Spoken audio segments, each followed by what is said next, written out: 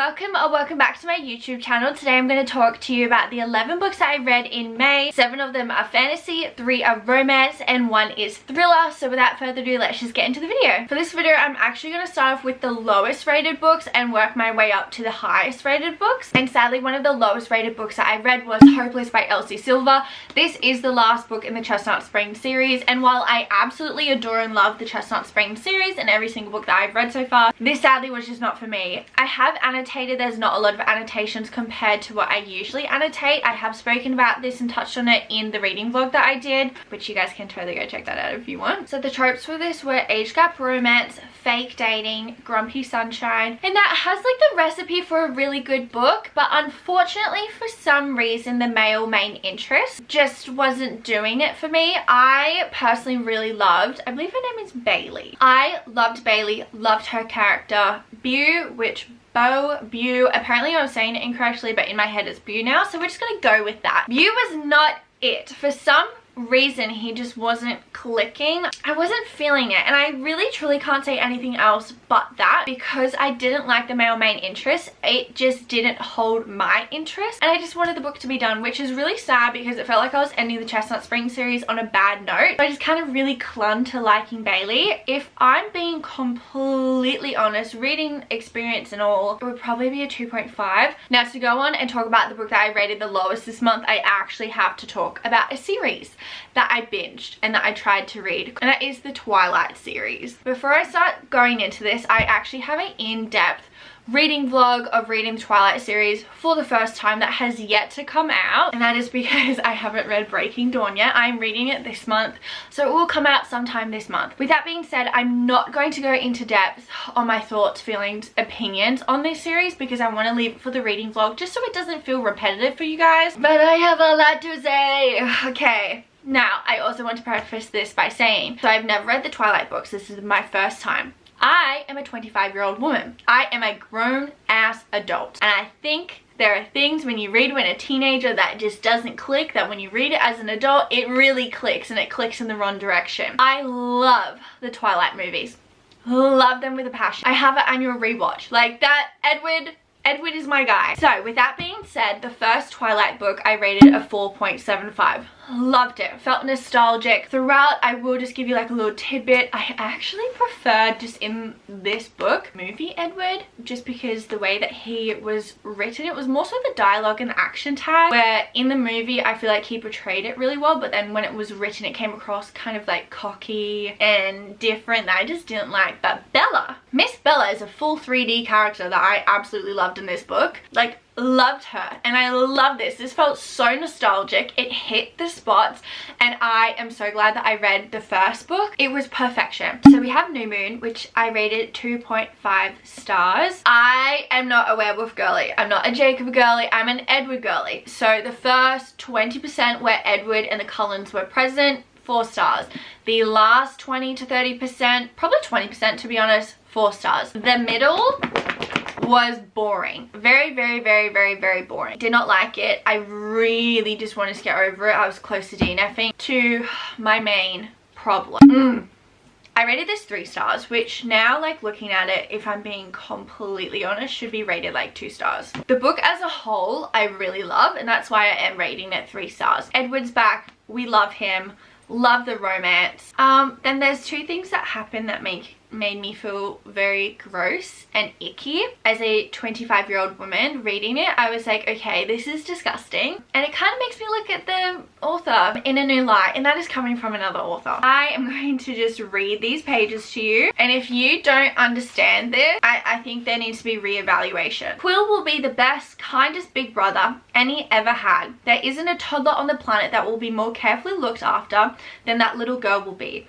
And then when she's older and needs a friend, he'll be more understanding, trustworthy, and reliable than anyone else she knows. And then when she's grown up, they will be as happy as Emily and Sam and be in a romantic relationship. He is speaking about a 2-year-old that one of the werewolves imprinted on. Now, I know that in Breaking Dawn there is imprinting, Loch Ness Monster. I know all that. There was really a lot of foreshadowing in Eclipse, and it was just so disgusting. I feel like the movies tried to turn around the disgust that Stephanie wrote and try and fix and make it okay, because why? You're writing fantasy.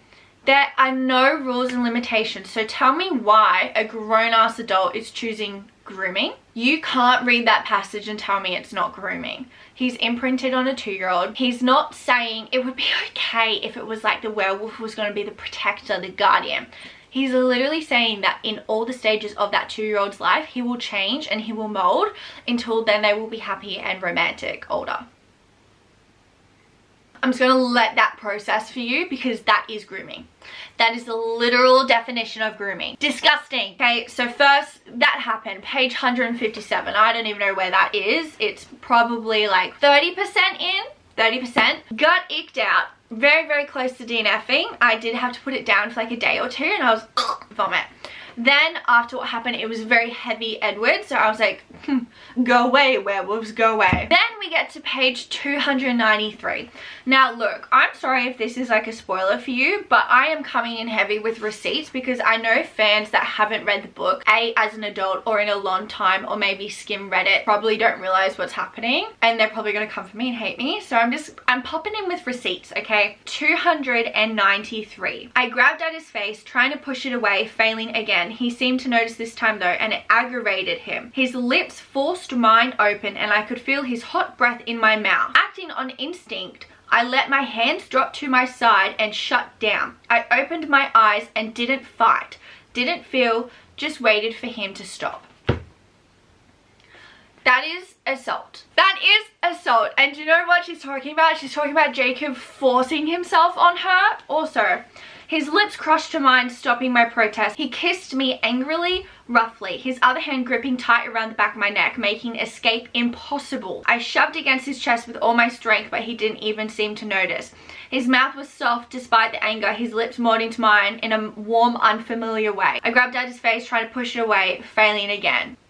And it's literally mentioned like 100 so pages down that she saw it as assault. Do you think that when she pulled away and said that was like wrong, that he cared? She punched him in the face, and he went on to gloat about how it was the best kiss of his entire life. Then he kept saying that she was going to be awake all night thinking about him. That is disgusting. It is disgusting. I don't care what anyone says. And look, this is coming from someone that loves Twilight so much, but the book is fucked. No one can convince me otherwise. No one can say anything down in the comments to convince me otherwise, and no one can argue that that is right. Like, you actually can't argue that it's right. And then Jacob, later in the book, 467, manipulated her to kiss her by saying, if you don't kiss me, then I'm gonna go down there and die. Team Jacob girlies, because what is that? I understand the movies. The books, however, no. I'm gonna stop there because I'm just so disgusted right now. Those books, specifically Eclipse, if it, like, I already am like, why the f am I rating this 3 stars? It should just automatically get 0. Moving away from that, The Love Wager by Lynn Painter. I rated this 3.75. It gave what it needed to give. It was short, it was fluffy, it was a great rom-com, there was fake dating, it was a lot of fun.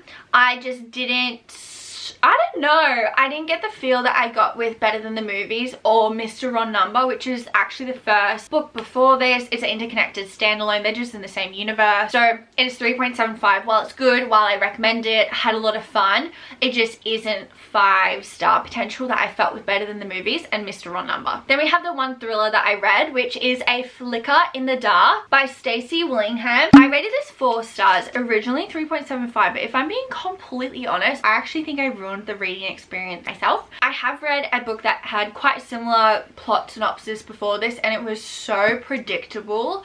It was probably the worst thriller book I ever read. So going in, I kind of like subconsciously was just like, I'm right, I know what this is, like I know it's going to be this person. That when it came to the ending, I just kind of didn't enjoy it, and like the entire reading experience as a whole, like I am going to say this right now, I went in as a know-it-all, and I ruined it for myself. It is a great thriller. It was so so good, and I think if I didn't have that mindset, it would be like 5-6 stars. Chloe Davis's father is a serial killer. He was convicted in jail when she was 12, but the bodies of the missing girls were never found. On the anniversary of her father's crimes, Chloe's worst fears come true and a girl she knows goes missing. Really, really interesting. I do highly recommend it. Then we have another series that I read, and I completed a series, and that is the Akane series. So I read the last 2 books, which is Dracora, Graviel, I don't know how to say that, Graviel, Vardacia. Oh, guys, I don't know, these are like full-blown fantasy names. Dracora was 4.75 for me. Honestly, this entire series, if I'm being completely honest, has blurred together as one, especially because I read them like back to back, so I'm actually kind of struggling to remember what happened in which books. I know that this one, at the beginning, I kind of was like, oh, why are we going back in time? But it was absolutely needed, and I actually loved it. Like, truly, really loved it. Out of this entire series, I have to say the first book is my favorite though.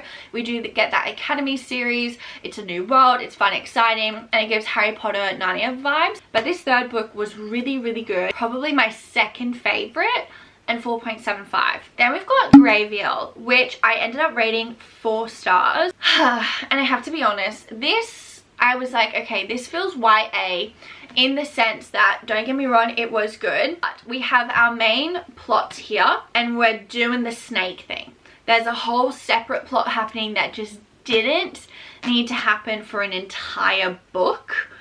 Where it was like quests and everything, and I was kind of like, guys, like, we've made up a whole extra book of quests, and while it is fun, it just definitely more for the YA audience, because I find with new adult, while yes there is subplots, we don't get taken, like, we don't have a whole extra book adding to the extra plots. Like, I don't know how to explain this. I really don't know how to explain it, because while it was fun, I was like, okay, can we get back to the main plot? Like, this is taking a really long time to do this. Which goes on to the last book. While I like the last book, I think that everything that happened felt redundant with the way that it ended and the way that it came about. This had games and trials, and if the games and trials that they went through for the entire book counted towards something at the end bigger than it did, I would have loved it, but it didn't. But I love the ending. I just wish that for that like 70% that we spent in this different world, it counted for a bigger picture at the end. So I rated this 4 stars. But overall, I have to say, as a series, now that I have completed the Akane series, I think it is a 4-star series for me. I love the first 3 books, but I do definitely think, and it is YA, it is absolutely for a YA audience, the entire series. The first 3 books I think absolutely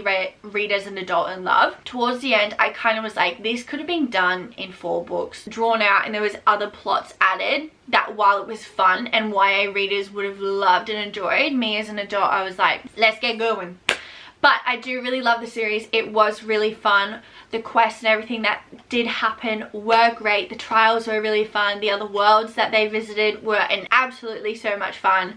And yeah, the series is 4 stars. I'm so glad that I read it. I've now read 2 of Lynette Nolini's series, and I'm going to go on to the Prison Healer trilogy soon, and I'm so excited. And just a brief pause, I didn't read this book this month or this series, but I'm hoping that you guys can add it to your TBR for next month, and that is the Heir of Broken Fate series. If you guys didn't know, my name's madsraff, and I actually wrote this series. It is a romantasy. It is available on Kindle Unlimited, or if you want these beautiful, stunning covers on your shelf, you can get it off of Amazon. Heir of Broken Fate follows Princess Delilah, who runs to the Fae to ask for help to free her oppressed people, only to find out that the Fae need her help more, and she needs to save not only the entire Fae race, but magic itself. It's enemies to lovers. It's got mermaids, dragons, griffins, who did this to you, found family, elemental magic. It truly has everything you want and need in a romantasy. So definitely please go check her out. Like I said, she's on Kindle Unlimited, so please just go give her a shot. Pretty pleased with the cherry on top, and thank you so much for giving her a chance. Then we have another fantasy book, and this is a trilogy that I started, and that is Defy the Night by Bridget Chimera. I'm probably like butchering that. I ended up rating this 4 stars. While I loved it, the beginning and the end I kind of have an issue with. It is an amazing enemies to lovers, betrayal, world building was absolutely beautiful. Like, truly, this is such a great romantasy. Highly recommend it. The first 30%, now hear me out, I thought it was kind of slow in a sense, but I actually think it was the book. The book is quite stiff and the font is a little bit small, so holding it was really annoying, and I found that I was only reading like 15-20 pages at a time. So then I I purchased it on my Kindle, finished it within 24 hours. So I do actually think it was just reading it through the physical copy. Could be wrong, but I actually really truly think it was reading it through the physical copy. The ending, the one thing that I don't like about the ending is that it is a trilogy and it kind of feels like everything gets wrapped up really neatly at the end. I will say this, while there is a temporary resolution, you know, long term there's more to come, it doesn't make me want to keep reading because it felt like it was wrapped up. Like I could literally put this down and never pick up the rest of the series because I just don't feel drawn. There's no cliffhanger, there's no urge to go on to the second. While I will go on to the second, I just don't feel the need to, the drive to, or the urge. With fantasy, especially when it's a big series, you want to feel that like tug and the pull to go and finish the series. A couple of my book girly friends finished it and they have the urge to go and finish it, and they have the urge to go and read the second. So I don't know, maybe it is just a me thing, but it felt like it was so wrapped up nicely and there was no cliffhanger that I was kind of like, oh, okay. But overall, amazing romantasy. Then last and certainly not least, the book that I rated the highest this entire month, and it was a Infinity Star read for me, and that is Part of Your World by Abby Jimenez, which I am shocked because let me just say, I read Yours Truly, which is actually the second book in this interconnected standalone romances that she has so far published. I read that first, Infinity Stars. Picked this up, and usually with romance I'll have like 1 Infinity Stars, like better than the movie by Lynn Painter. That is amazing, but everything else just doesn't compare to how great that was. This is the same level as Yours Truly. If not, I love this more. I can't believe I have 2 Infinity Star reads in the same interconnected standalone series and by the same author as a romance. Fantasy, I kind of expect that to happen. Romance? Are you kidding? That's never happened to me before, and I love this with my entire heart and soul. If you guys want to see the reading vlog of me literally blushing so much and just loving this book to death, I posted a swapping screen time for reading time on YouTube, and it is in that video. And I will say, I want to convince people to read this, and I hope that this does. I hate third act breakups so much. Like, it physically pains me. I cried at this third act breakup. I teared up. That has never in my entire like reading experience and reading life ever happened to me. Like, truly, I am shocked. But to convince you further, this is a very cute small town boy, city girl, and it actually gives the vibes of Dr. Montgomery from Grey's Anatomy. And the character's last name is Montgomery and her brother's name is Derek. So I do think Abby Jimenez is a fan of Grey's Anatomy. But it's Dr. Montgomery moving to Gilmore Girls. If you love Grey's Anatomy and Gilmore Girls, this book is absolutely for you. So incredibly good. I like going into books blind, so I am going to leave it there for you guys, and I hope that that convinces you. But please, out of this entire video, out of everything that I've read, I urge every single person that watches this to go and read Part of Your World. And that is it. Those are the 11 books that I read in the month of May, and I hope that you guys had a really great reading month too. Let me know down in the comments everything that you guys read. See you guys next time.